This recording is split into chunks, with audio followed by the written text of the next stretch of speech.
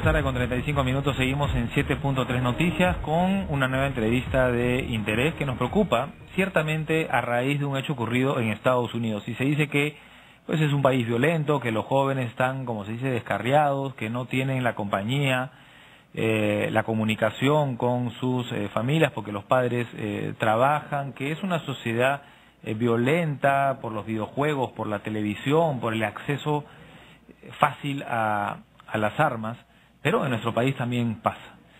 Esta vez en Pensilvania, ¿no? Un escolar que atacó a sus compañeros con un cuchillo, los dejó heridos prácticamente, algunos de gravedad, estamos hablando de 21 estudiantes heridos, y un guardia de seguridad que recibió una cuchillada en el estómago. Pero lo curioso, ¿no?, dentro de este tema que ciertamente es muy penoso, es que según el abogado, entiendo también la familia, Alex Rival no ha tenido problemas psiquiátricos, y eso me permite, saludo a nuestra invitada para hablar del tema, la doctora Patricia Albornoz, psiquiatra del Instituto Nacional de Salud. Me permite, doctora, buenas tardes. Buenas tardes. Preguntarle, ¿uno puede actuar así de buenas a primeras, de un momento a otro, sin ningún antecedente psiquiátrico? ¿Puede, digamos, explotar la psiquis, si cabe? Es un poco complicado, pero a veces se juntan muchos factores y efectivamente uno puede desarrollar una conducta muy agresiva o puede desarrollar alguna conducta impulsiva que puede terminar dañando a otros, que de alguna manera uno no podría pensar que podría haber pasado, ¿no? Estamos hablando, por ejemplo, de características de personalidad o incluso ya trastornos, cuando estos rasgos son muy marcados, personas, por ejemplo, con personalidad inestable, ¿no?, o personas con personalidad psicopática, ¿no? Sí, yo entiendo que los especialistas siempre tratan de ver el tema de afuera, porque obviamente si es que no se analiza cada caso no se puede saber qué está pasando por esas mentes, ¿no?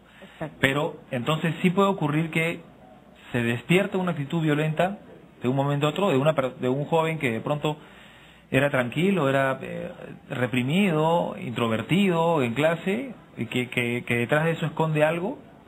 Claro, puede ocurrir porque efectivamente era aparentemente tranquilo, pero habían problemas Que se van acumulando. y se van acumulando y se pueden mezclar ciertas situaciones y circunstancias donde pueden hacer que esto explote, ¿no? Que de repente no lo muestran en un salón de clases, pero que sí lo pueden mostrar en la vida social diaria, fuera del colegio, ante un ataque, ante un insulto, ante una represión de los padres, ante ante un abandono, de pronto ahí sí, pero no es permanente, digamos, no es una conducta. Claro, o de pronto es una conducta visible, pero que en realidad no nos asusta mucho. Por ejemplo, si vemos a una persona que en el salón de clases está calladito, que no tiene amigos, no conversa, tiene mucha dificultad para hacer una pregunta al profesor, no nos va a preocupar mucho, no nos parece que fuese peligroso, pero hay algo también puede estar andando mal detrás de esa persona, ¿no? El hecho de no poder comunicarse, no tener amigos, les sea muy difícil, por ejemplo, salir y hablar en público o poder pedir alguna cosa que necesita, no lo puede hacer. Entonces eso tampoco ya no está normal, ¿no? Eso ya puede estar mucho tiempo pasando y no asustarnos mucho, no llamarnos mucho la atención, ¿no? Y precisamente de eso se trata las personas que tienen fobia social, ¿no?, que son trastornos de ansiedad. Fobia social. Fobia social, sí, que les es muy difícil interactuar en el público. Son personas retraídas. Muy retraídas. Muy alejadas. Uh-huh. A pesar de ser personas que sí les interesaría mucho comunicarse, interactuar, participar, por ejemplo, participar en una reunión, tener amigos, pero a la vez les es muy difícil, porque ellos se critican mucho, se evalúan mucho en negativo. Entonces, ese juego de sí querer acercarme, pero no lo puedo hacer. ¿Y esas personas culpan a la sociedad de su trastorno? Es decir, ¿se ven como ellos responsables por su carácter o por su forma de ser? ¿O ven que los demás tienen la culpa y que no lo aceptan o que no lo acogen? Claro, puede ser de muchos lados, ¿no? Específicamente en el instituto, en la clínica vemos estos pacientes que vienen con estos problemas de interacción y un grupo de ellos tiene muchas fantasías de agredir, por ejemplo. Le pregunto porque en estos casos en Estados Unidos sobre todo hay ataques contra compañeros. Y uno podría pensar, bueno, de pronto un profesor, por la autoridad o los padres, a veces pues el joven se confunde, qué sé yo, pero sus propios compañeros es como que siente que no se siente parte de, ¿no? Claro, no se siente parte de. Pero por culpa de los demás, no por culpa de uno mismo. Claro, se siente más por culpa de los demás, por eso es que guarda mucho rencor, no fantasean incluso con esos rencores. Por ejemplo, si ellos quisiesen invitar a una chica a salir y no se atreven a hacerlo, y ven que otra persona sí lo hace, entonces imaginan y lo piensan. Y ese es un caldo de cultivo. Claro. Se va acumulando ese rencor, ese sentimiento, ¿no? Claro, muchos de ellos no llegan a ponerse violentos o agresivos, ¿no? Pero como decíamos hace un rato, pueden suceder otras circunstancias que harían que las personas sí sean violentas o agresivas, o puede sumarse además otros rasgos de personalidad que hacen que las personas puedan llegar finalmente a tener una conducta agresiva. Ahora, doctora, ¿quién es responsable en esto? ¿Los padres, los profesores? Pues estamos hablando de menores de edad, gente que hasta incluso no ha formado bien su personalidad, ¿no? Inmaduros, que requieren, si bien es cierto, hoy en día los jóvenes son más, los adolescentes, ¿no? Los niños y adolescentes son más avispados, mucho más independientes, pero requieren de una supervisión. Es decir, en concreto, ¿cómo puede pasar esto sin que nadie se dé cuenta? Es una buena pregunta y habrían dos aspectos que me gustaría comentarte, ¿no? El primero es que uno no nace con las habilidades sociales, ¿no? O sea, la facilidad que tenemos de comunicarnos con los demás de sociabilizar. Es tarea de los papás, ¿no? Que normalmente lo hacen a pequeña edad, entre 4 años, 5 años, 6 años. Los papás nos deben llevar a fiestitas, enseñar a saludar, a algún regalo.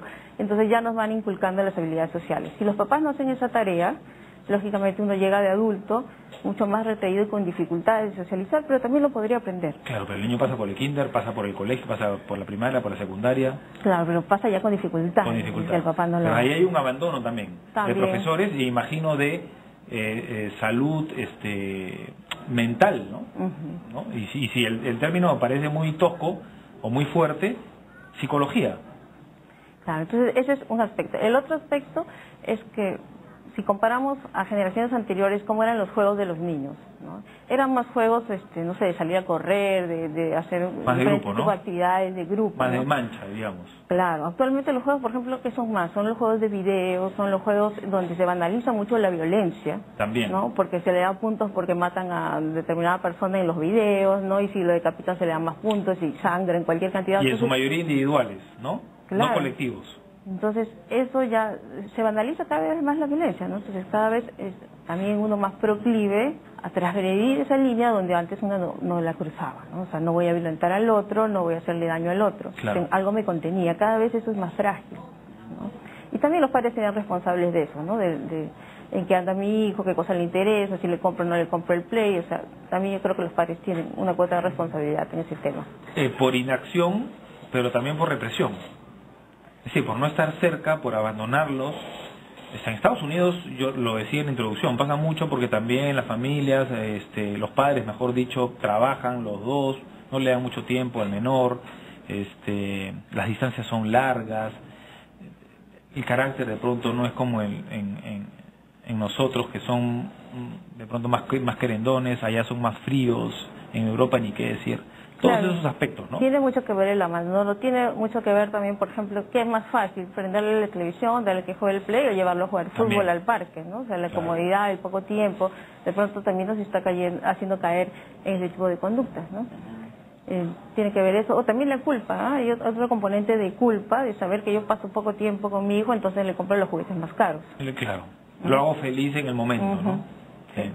Y la sociedad tiene mucho que ver, la violencia que usted mencionaba hace unos instantes con los videojuegos, esa es solamente una parte de, porque la violencia también se ve en los canales de televisión. La violencia se ve en la actitud de, no sé, en protestas, en manifestaciones, en las calles. Sí, yo creo que también influye muchísimo, ¿no? También me ponía a pensar, por ejemplo, ¿qué hace actualmente en las horas libres un retraído? Anteriormente, por ejemplo, escribía o leía mucho, o hacía sus diarios, por ejemplo. Actualmente probablemente se conectan a Internet, ¿no? Y tienen una serie de información de pronto no tan buena tampoco, o empiezan a vincularse con personas desconocidas, porque para un fóbico social va a ser mucho más sencillo vincularse por internet que vincularse cara a cara con alguien que siempre le cuesta y ahí trabajo. también hay problemas, ¿no? Por supuesto. Hay riesgos, ¿no? Hay otro grupo de problemas, ¿no? Bueno, para ir finalizando, en el caso de Alex Rival, ¿no? Su abogado dice que está asustado, que es un muchachito con un promedio de notas B+, un hogar y una familia estables. Es decir, el hecho de que abandone los estudios tampoco pues denota algún problema, ¿no? Aparentemente, según este caso y lo poco que se puede saber, ¿no? Sí, lógicamente no es concluyente de nada, ¿no? Puede señalar que alguna circunstancia sucede, claro, ¿no? Que algo se le hace difícil, pero hay gente muy talentosa que a veces no encaja en ese sistema de estudios, ¿no? Lo que pasa es que a veces despista eso, ¿no? Porque justamente los niños llegan a psicología cuando tienen malas notas, ¿no? Y no saben que cualquier niño podría tener algún problema, ¿no? De familias disfuncionales, de conducta. Y también vemos, por ejemplo, niños muy brillantes, ¿no? Que no rinden porque ese sistema no les ayuda. Sus talentos o sus habilidades están en otros rubros que ni siquiera se les toma importancia y también no encajan pues en el sistema escolar y abandonan. Bueno, acá se dice que los padres están destrozados, que no pueden comprender qué le ha ocurrido al joven. Bueno, muchas veces pues el abandono también, ¿no? No se sabe qué está haciendo el niño, no se le supervisa, no se le atiende. La reflexión final sería esa. Sí. Ahondar en la cuestión familiar, ¿no? Sí, y de estar comunicación. más cerca de los hijos, involucrarnos en sus juegos, en sus intereses, ¿no? Tomarnos un tiempo, ¿no? Para revisar, para ver hacia dónde vamos. No necesitamos invertir una gran cantidad de dinero en juegos ni cosas más modernas, ni tiene por qué tener la última versión de los juegos, ¿no? O sea, yo no sé por qué cada vez los papás los veo más obsesionados con eso, que tienen que tener el último y el último ya salió otro, Sí. Cuando en realidad eso no es necesario para nada. ¿La psicología es recomendable para cualquier persona a cualquier edad, desde pequeños incluso? Sí, pero hay psicólogos para niños y psiquiatras infantiles también. ¿Esos ¿no? psicólogos infantiles, digamos, deben de actuar en todos? El punto es cuando vemos que eso causa problemas, ¿no? Si no, es una conducta que muy esporádicamente aparece, quizás solo lo observamos, ¿no? Pero cuando ya le causa problemas, ya hay sufrimiento, molesta a los niñitos en otro sitio, o él deja de hacer cuando hay cosas. una actitud, Claro, digamos, siempre evaluarla nos va a sacar de dudas y saber si necesita algo especializado o simplemente entra en observación. Gracias, doctora, muy amable. La doctora Patricia Albornoz, psiquiatra del Instituto Nacional de Salud, hablando de el análisis del comportamiento, también por supuesto el trastorno de la personalidad. Ha ocurrido un nuevo hecho de violencia en Estados Unidos, pero en nuestro país también ocurre, y muy seguido, y la verdad que con consecuencias que lamentar. En Estados Unidos, un joven de Pensilvania que acuchilló a 21 alumnos y un agente de seguridad, dejándolos gravemente heridos. Pausa, regresamos con más en 7.3 Noticias.